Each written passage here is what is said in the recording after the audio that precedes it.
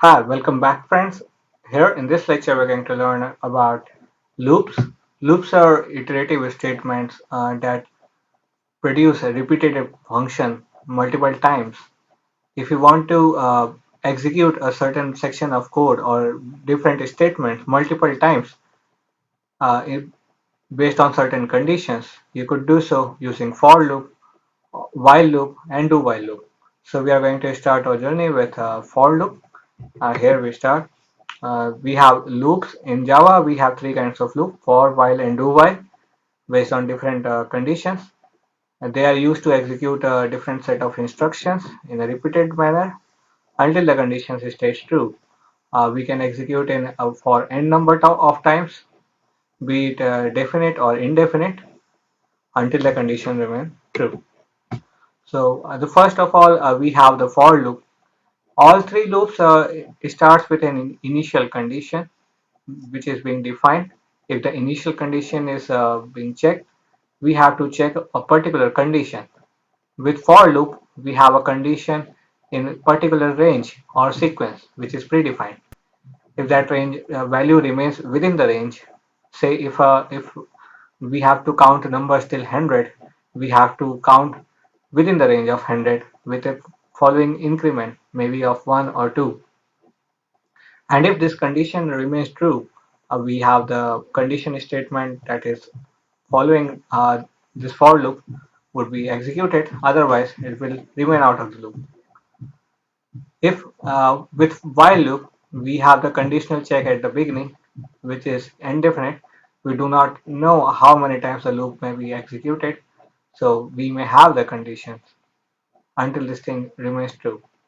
While loop is used in various scenarios. Say if we have 1,000 students and we do not know whether they are male or female, and we have to check what they have, what is their gender, and we have to ask them, and we want to execute code for female students only.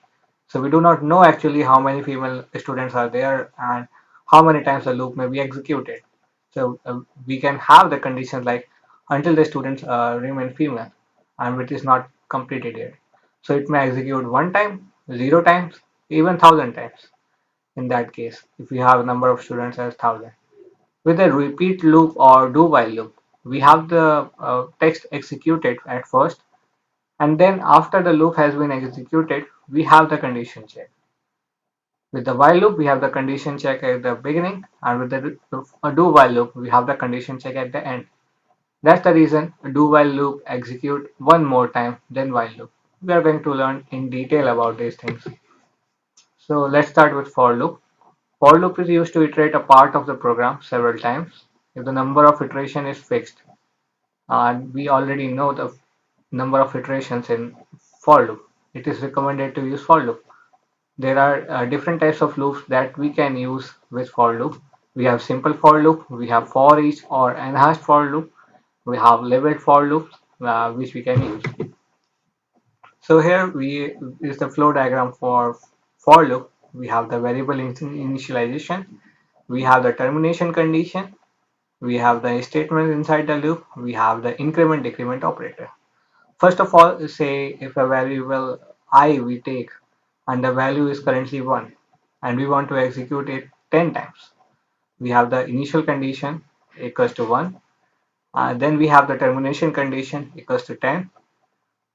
Until the value has been raised to 10, it will execute. So currently the value is, if you are executing the loop first time, we have the value 1. The statement inside the loop will be executed because the condition termination condition remains true. After the condition has been executed, we have the increment or decrement operation. Here we have increment of 1. Say if we have an increment of 1 starting with 1 and terminating with 10, this loop is expected to run 10 times. After the value has been raised above 10 or 11, this loop condition gets false and it will lead you to outside the loop. So no more execution of the statements inside the loop. So it will execute only 10 times based on the termination condition. So this is the format of writing for loop. We have the initial condition as int I equals to 0. You do not need to explicitly define the variable itself here. You can define a I variable anywhere above the program as we traditionally do, or use this value directly, I equals to 0, without writing it. Then we have a semicolon, which separates the initial condition to termination condition. Then we have the loop continuation condition or termination condition. When the value of I remains smaller than or equals to n. We do not know the value of n right here. It may be provided by the user also. Then we have the increment or decrement condition. Here we have an increment of plus 1, which is an unary operation here. Then we have the condition body of the loop that is being executed or performed when a loop condition remains true. We all have to place the loop conditions within the curly braces. Here we have a display value of I, a space, and a power, these two variables. And then we calculate or repeatedly change the value of power based on different conditions. So as initially we have value of power equals to 1, and the first time it will be executed, the power will be taken as displayed will be 1 and would be calculated as 2 for the next loop. If when i's value get changed, say 1, the second time the loop is executed, the value of power being displayed will be 2, and the third time 4, and this way. This is the format of writing for loop. Similarly, we may have a negation or decrement in the loop as well. We may start in the ascending order as well as descending order. Earlier example, we have you started with a 1 and terminated with 100, and here we have a termination condition as 1 and initial condition as 100. So we are supposed to subtract it or decrement it based on order. So this loop will display you the output of numbers from 100 to 1 with a difference of 1. In a new line, we have the statement print ln that will print every statement in the new line. Then we have a for each loop, which is based on a condition. It may perform an array. We are going to learn about array later. The for each loop is used to traverse array or collections in Java. Array is a set of elements. We know integer, float, character, a double, and different data types. Array is a collection of similar data type elements. It is easier to use than simple for loop because we do not need to increment the value and use a subscript notation in for each loop. It has a it works on elements basis, not on index. So we do not need to provide the index value, say I equals to 1 or 10. It will execute one by one in the defined value set. So the format of writing this for each loop is we have a for loop. We have to define the condition, initial value, variable say I, and place a colon and provide the array name. So it will display or execute each element of the array one by one. It would be useful for performing various set of operations. Say if you want to calculate a percentage of particular students, so you would be interested in calculating, adding the marks of all the subjects and then performing operations. You can calculate the percentage, average, and more things. You can also perform percentage if you want to get a school average. If you have percentage of each student of the school, and maybe there are thousands of students associated in your school, you could calculate using for each loop very well.